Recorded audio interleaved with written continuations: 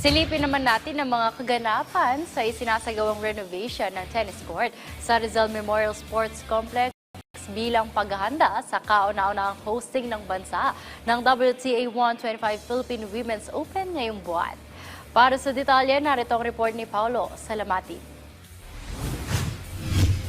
Ilang araw pa lamang ang nakalilipas sa pagpasok ng bagong taon ay abala na rito sa Rizal Memorial Sports Complex sa Maynila, partikular na rito sa Rizal Memorial Tennis Court na kung saan kasalukuyang ginaganap ang renovation ng venue na kung saan gaganapin ang kauna-unahang WTA tournament dito sa Pilipinas na kung tawagin ay Philippine Women's Open.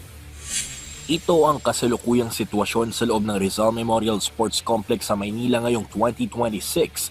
24/7 na nakatutok sa pagsasaayos sa mga pasilidad, bagong pintura, magmula sa entrada hanggang sa papasok ng Rizal Memorial Tennis Court. Dito lang naman kasi gaganapin ang magaganap na kauna-unahang hosting ng bansa ng Women's Tennis Association o WTA 125 event na Philippine Women's Open. Tournament courts, VIP deck, players and officials dugout, flooring, lighting, at mga panibagong stands na kung saan target ng Philippine Tennis Association o PhilTA na marami ang makapanood na aabot sa 2,000 katao sa loob ng center court.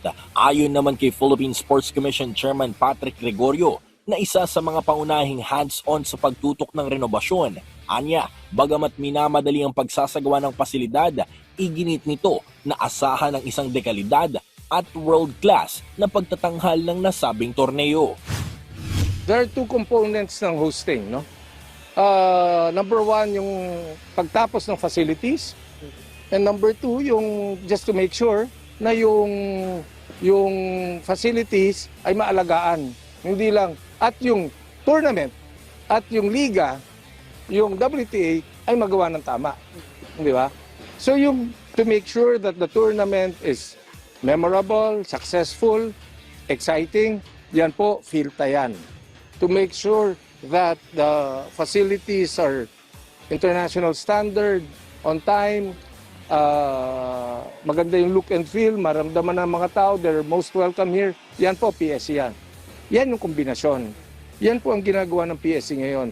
We enable national sports associations to partner with us to push the sport and the development of their facilities.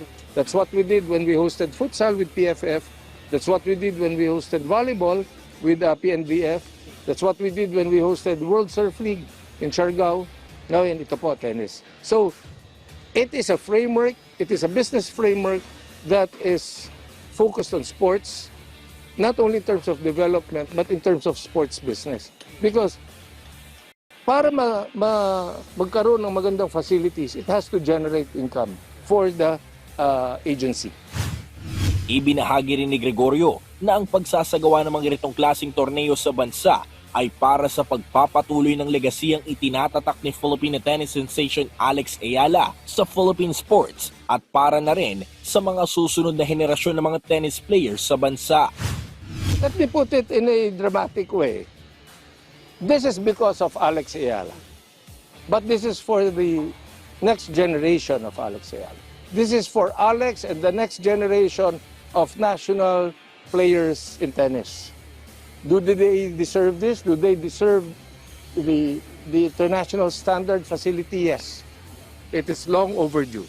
If we can develop more tennis courts, high caliber international standard tennis courts all over the country, we will do that. Hindi lang po dapat Rizal yan. So, it is because of Alex, and thank you, Alex. But it is for everyone who wishes to participate and to adopt this sport and be successful and to win for the Philippines.